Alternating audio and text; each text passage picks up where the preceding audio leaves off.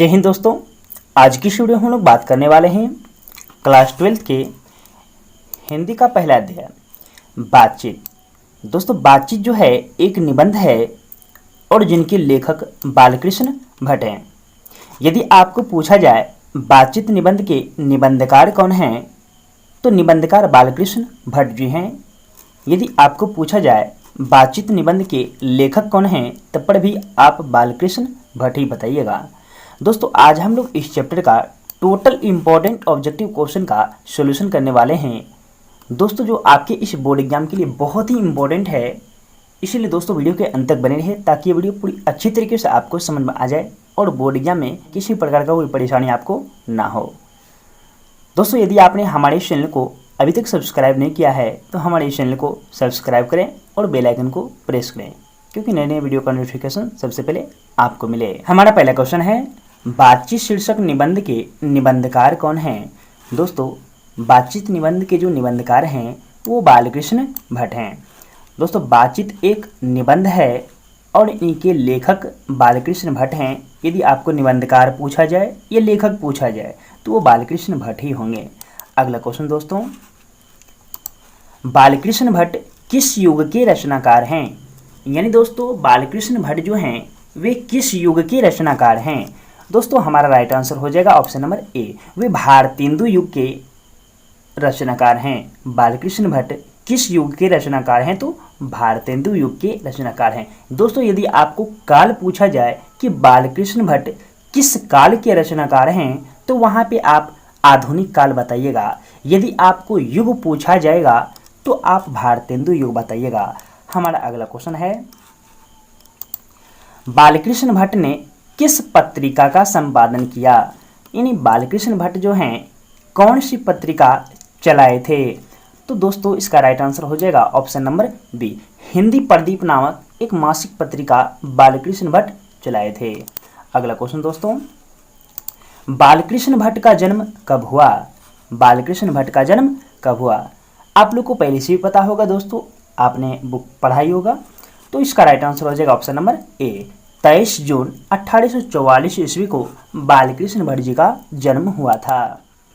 अगला क्वेश्चन दोस्तों, बालकृष्ण भट्ट की मृत्यु कब हुई। दोस्तों बालकृष्ण भट्ट का देहावसान कब हुआ था, अर्थात मृत्यु कब हुआ था। तो इसका राइट आंसर हो जाएगा ऑप्शन नंबर ए, 20 जुलाई 1914 ईस्वी को बालकृष्ण भट्ट जी का मृत्यु हो गया। अगला क्वेश्चन दोस्तों, बालकृष्ण भट्ट के पिता का नाम क्या था। दोस्तों बालकृष्ण भट्ट के जो पिता थे वे बेनी प्रसाद भट्ट थे।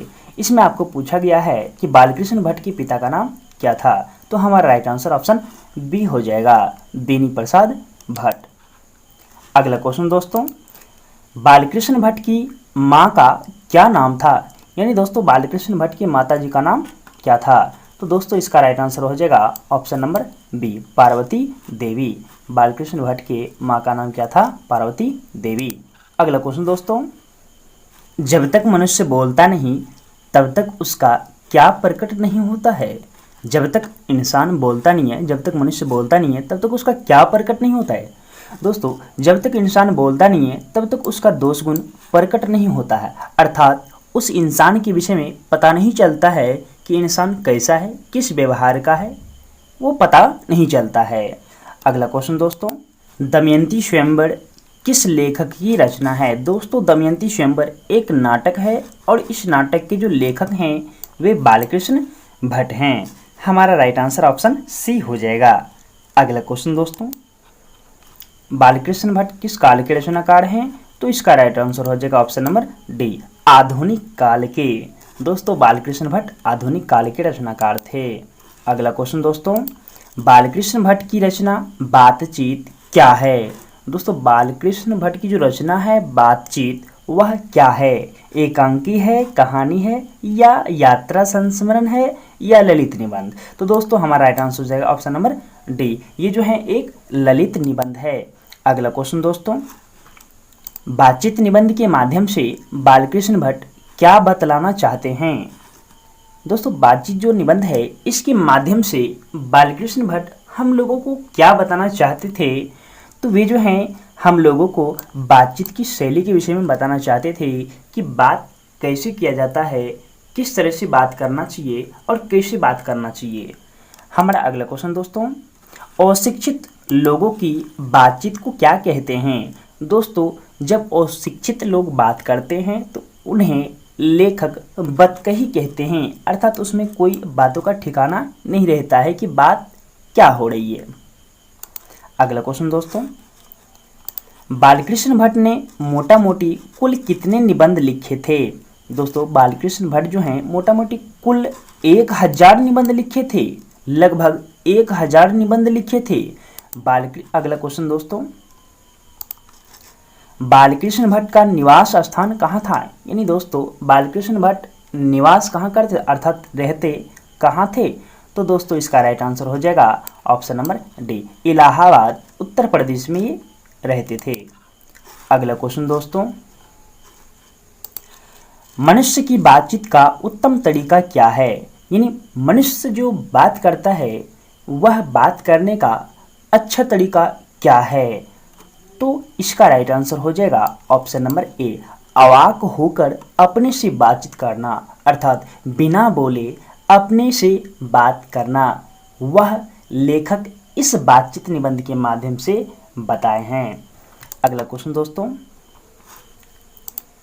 रॉबिन्सन क्रूसो ने 16 वर्ष के उपरांत किसके मुख से एक बात सुनी? दोस्तों, रॉबिन्सन क्रूसो के विषय में आप लोग जानते ही होंगे। रॉबिन्सन क्रूसो जो हैं 16 वर्ष के बाद पहली बार किस व्यक्ति के मुख से आवाज़ सुने थे या बात सुने थे? तो इसका राइट आंसर हो जाएगा ऑप्शन नंबर ए, फ्राइडे के मुख से।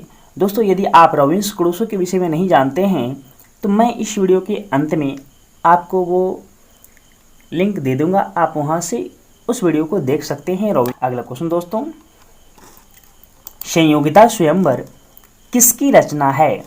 संयोगिता स्वयंवर किसकी रचना है? तो दोस्तों, इसका राइट आंसर हो जाएगा option number A, Srinivas Das ji की रचना है। इसी रचना का बालकृष्ण भट्ट ने आलोचना किया था। अगला क्वेश्चन दोस्तों, बेन जॉनसन ने क्या कहा था? दोस्तों, बातचीत के संबंध में जो हैं बेन जॉनसन क्या कहे थे? तो हमारा राइट आंसर हो जाएगा ऑप्शन नंबर ए, बोलने से ही मनुष्य के रूप का साक्षात्कार होता है, अर्थात जब तक इंसान बोलता नहीं है तब तक उसके विषय में पता नहीं चलता है। इसीलिए बेन जॉनसन कहते हैं कि बोलने से ही मनुष्य के रूप का साक्षात्कार होता, अर्थात मनुष्य के विषय में पता चलता है। अगला क्वेश्चन दोस्तों, एडिसन का मत क्या है? यानी एडिसन बातचीत के विषय में अपना मत क्या देते हैं? तो हमारा राइट आंसर हो जाएगा ऑप्शन नंबर बी, कि असल बातचीत सिर्फ 2 व्यक्तियों में हो सकती है। अच्छी तरीके से बातचीत केवल 2 व्यक्तियों में ही हो सकती है। अगला क्वेश्चन दोस्तों, बालकृष्ण भट्ट के प्रहसन का नाम बताएं।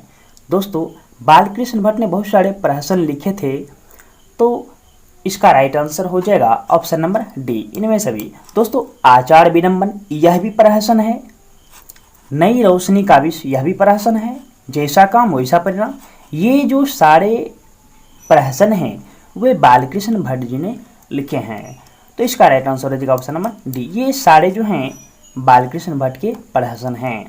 अगला क्वेश्चन दोस्तों, वाक शक्ति की अनेक फायदों में कौन 2 हैं? दोस्तों, वाक शक्ति अर्थात बोलने की जो शक्ति है, वाक शक्ति जो है उसके अनेक फायदों में 2 फायदे कौन हैं? तो इसका राइट आंसर हो जाएगा ऑप्शन नंबर सी, स्पीच जिसको कि वक्तृता अर्थात भाषण कहते हैं, और दूसरा है बातचीत। तो इसका राइट आंसर हो जाएगा ऑप्शन नंबर सी। अगला क्वेश्चन दोस्तों, बालकृष्ण भट्ट जी ने किस शब्दकोश का संपादन किया? दोस्तों, बालकृष्ण भट्ट जी जो हैं वे हिंदी शब्दकोश का संपादन किए थे। तो इसका राइट आंसर हो जाएगा ऑप्शन नंबर बी।